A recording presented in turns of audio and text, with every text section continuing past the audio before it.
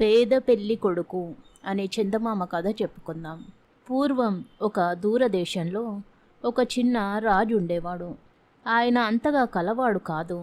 ఆయనకు గుణమణి అని ఒక అందమైన కుమార్తె ఉండేది. తన స్థితిలో తానే ఆమెకు గొప్ప సంబంధం తీసుకురాలేక ఆయన ఆమెకు స్వయంవరం జరప నిశ్చయించాడు. స్వయంవరం ప్రకటించినప్పుడు కన్యను పెళ్లాడగోరిన వారంతా వచ్చి ఆమెకు తమ తమ తాహతులను బట్టి బహుమానాలిస్తారు.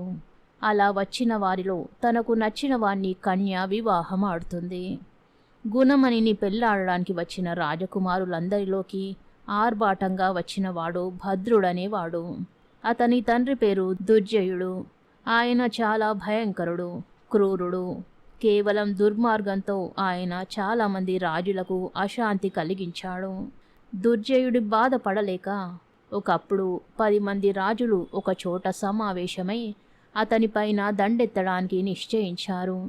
వారు సమావేశం నుంచి వెళ్ళిపోతుండగా దుర్జయుడు దారి కాచి వారిలో 5గురిని బందీలుగా పట్టుకొని ఎంతో ధనం వారి వద్ద నుంచి తీసుకుని వదిలేశాడు.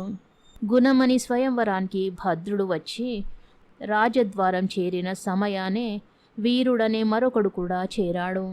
ఇతను ఒక ముసలి గుర్రాన్ని ఎక్కి సొట్టలు పడి మాట్లు వేసిన కవచం ధరించి అతి పేదగా ఉన్నాడు. దుర్జయుడికి చిక్కి తమకు గల ధనమంతా దారపోసి ప్రాణాలతో బయటపడిన 5గురు రాజులలో వీరుడి తండ్రి కూడా ఒకడు. అందుచేతనే వీరుడింత పేదగా ఉండడం జరిగింది. భద్రుడు వీరుడికేసి అతని ముసలి గుర్రం కేసి నిరసనగా చూసి అతన్ని తోసుకుంటూ తన గుర్రాన్ని రాజద్వారం గుండా ముందుకు అదిలించాడు. వీరుడు అతన్ని ముందు వెళ్ళనిచ్చి రాజులు వచ్చేటప్పుడు నౌకర్లే ముందు నడుస్తారు అన్నాడు. భద్రుడికి మండిపోయింది. అవకాశం చూసి తన ప్రతాపం చూపుదామనుకున్నాడు. స్వయంవరంలో మొదటిది రాజకుమారుల బలపరాక్రమ ప్రదర్శనం. ఒక మైదానంలో ఈ ప్రదర్శనం ఏర్పాటు చేయబడింది. ప్రదర్శనాన్ని చూడడానికి రాజకుటుంబం వారితో పాటు గుణమణి కూడా వచ్చింది. రాజకుమారులందరిలోకి భద్రుడు చుక్కల్లో చంద్రుడల్లే ప్రకాశిస్తున్నాడు. అన్ని రకాల పోటీలలోనూ అతనిది పై చేయిగా ఉంది. కానీ వీరుడు తక్కువ తిన్నవాడు కాదు. ద్వంద్వ యుద్ధాలలో భద్రుడు ఓడించిన వారికన్నా ఎక్కువ మందినే వీరుడు ఓడించాడు. అయితే భద్రుడికి వీరుడికి ద్వంద్వ యుద్ధం జరిగినప్పుడు మాత్రం వీరుడు ఓడిపోయాడు. ఇందులో ఆశ్చర్యం లేదు. భద్రుడి వెంట చాలా గుర్రాలున్నాయి. ఒక్కొక్కరితోనూ యుద్ధం చేయడానికి అతను ఒక్కొక్క గుర్రం ఎక్కాడు. వీరుడి గుర్రం అనేక యుద్ధాలు చేసి అలిసిపోయి ఉన్నది. అందుచేత వీరుడు భద్రుడి మీద ఓడాడు. సూర్యాస్తమయం కాగానే అతిథులందరూ దర్బారు భవనంలో సమావేశమయ్యారు. ఒక్కొక్కరే గుణమణి వద్దకు వచ్చి తాము తెచ్చిన కట్నాలు ఆమెకు సమర్పించారు. ఎంతో విలువైన కట్నాలు తెచ్చిన రాజకుమారులెందరో ఉన్నారు. అయినా భద్రుడు తెచ్చిన కట్నాల ముందు ఇవేవీ రాణించలేదు. అందరికన్నా ఆఖరుకు వచ్చినవాడు వీరుడు. అతను తన కత్తిని తీసి గుణమణి ముందు పెట్టి, నేను పేదవాణ్ణి, నాకున్న అమూల్యమైన వస్తువు ఇదొక్కటే అన్నాడు. దాని గొప్ప మాత్రమేముంది, ఇంతకుముందు అది నిన్ను ఓడనివ్వలేదా అని భద్రుడు ఎత్తిపొడిచాడు. మనిద్దరి మధ్య సమయుద్ధం జరిగి ఉంటే ఈ కత్తి మహిమ చవి చూసి ఉండేవాడివే అన్నాడు వీరుడు. మర్నాటి కార్యక్రమం అరణ్యంలో వేటాడడం. అతిథులందరూ తమ తమ గుర్రాలెక్కి వేటకు బయలుదేరారు. వీరుడు కూడా అడవికి వెళ్ళాడు గాని అతను వేటాడి తన గుర్రాన్ని శ్రమ పెట్టదలచలేదు. అందరికన్నా చొరవగా వెళ్ళిన భద్రుడు మొదలైన వారి వెంట గుణమణి కూడా గుర్రమెక్కి వెళ్ళింది. కానీ కొంత దూరం పోయాక ఆమెకు వేట మీద ఉత్సాహం తగ్గిపోయి వెనక్కు తిరిగి రాసాగింది. వీరుడు ఆమెకు ఆ సమయంలో ఎదురుపడ్డాడు. మీకు వేట మీద ఆసక్తి లేదా అని గుణమణి వీరుణ్ణి అడిగింది. ఉన్నది, కానీ నా గుర్రం ముసలిదైపోయింది. ఎంతో కాలంగా మా వంశానికి సేవ చేసింది. దాన్ని శ్రమ పెట్టడం ఇష్టం లేదు అన్నాడు వీరుడు. మంచి గుర్రం లేని కారణం చేత మీరు అన్నింటా వెనకబడుతున్నట్టున్నారు. నా గుర్రం తీసుకుని మీ గుర్రం నాకిచ్చేయండి అన్నది గుణమణి. ఈ గుర్రం నాకు ప్రియమైనది.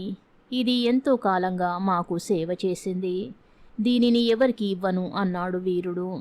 నిన్న మీరు నాకు కత్తి ఇస్తూ అదే మీకు అమూల్యమైందన్నారు. ఆ మాట అబద్ధమేనన్నమాట అంటూ గుణమణి తన గుర్రాన్ని అదిలించి వెనక్కు తిరిగి చూడకుండా వెళ్ళిపోయింది. అక్కడితో స్వయంవరం కార్యక్రమం ముగిసింది. గుణమణి తన నిర్ణయాన్ని మరొక నెలకు ప్రకటిస్తుంది. అతిథులు బయలుదేరి వెళ్ళిపోసాగారు. వీరుడికి తప్ప మిగతా అందరికీ గుణమణి వీడ్కోలు చెప్పింది. వీరుడికేసి ఆమె చూడనైనా లేదు. ఇందుకతను చాలా చింతించాడు. అతను రాచనగరు దాటి కొంత దూరం వచ్చేసరికి ఒక గొర్రెల కాపరి కుర్రవాడు కనిపించాడు.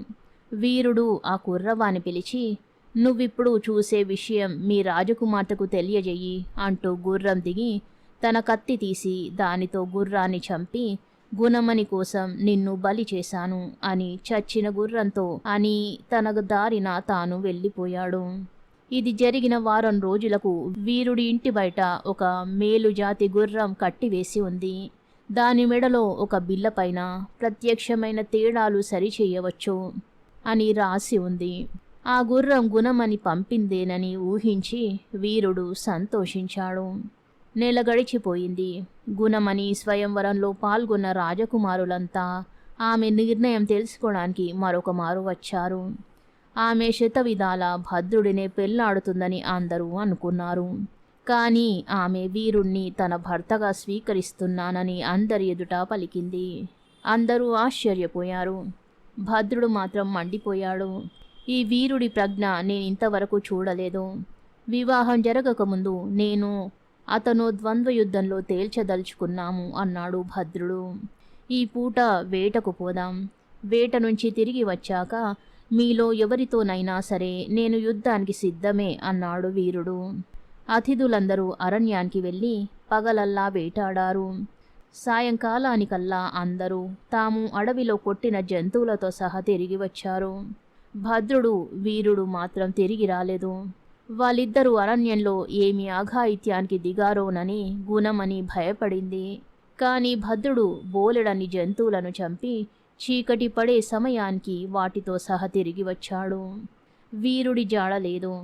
అతని కోసం చాలాసేపు వేచి ఉండి మిగిలిన వారు భోజనాలకు లేచారు. ఆ సమయానికి వీరుడు తిరిగి వచ్చాడు. అతని వాలకం చూస్తే ఒక్క మృగాన్ని కూడా కొట్టినట్టు కనబడలేదు. ఇంత ఆలస్యం చేస్తే ఎంత గొప్ప వేట చేసి వస్తావో అనుకుంటున్నాం. ఏవి నీవు కొట్టిన జంతువులు అన్నాడు భద్రుడు. నేను ఎక్కువ జంతువులను వేటాడలేదు. అయినా వేట దొరకడం దొరకకపోవడం కేవలం దైవాధీనం. ఇది అందరూ ఎరిగిన విషయమే అన్నాడు వీరుడు. నువ్వు కొట్టినదేదో బయట పెట్టరాదా? ఎందుకిన్ని కబుర్లు అన్నాడు భద్రుడు. ఇదిగో అంటూ వీరుడు తన పైబట్ట చాటు నుంచి ఒక మనిషి తల తీసి భద్రుడి కాళ్ళ ముందు పడేశాడు. అది భద్రుడి తండ్రి అయిన దుర్జయుడి తల. కొంతసేపు ఎవరి నోట మాట లేదు. అందరూ దిగ్భ్రాంతులైపోయారు. కానీ తరువాత వారి మనసులు ఆనందంతో నిండిపోయాయి. ఈ దుర్జయుడు ఎందరినో హీనస్థితికి తెచ్చాడు. అందరికీ పక్కలో బల్లెంగానే ఉన్నాడు. అటువంటి దుర్మార్గుణ్ణి ఇంతకాలానికి ఈ వీరుడు తుదముట్టించాడు.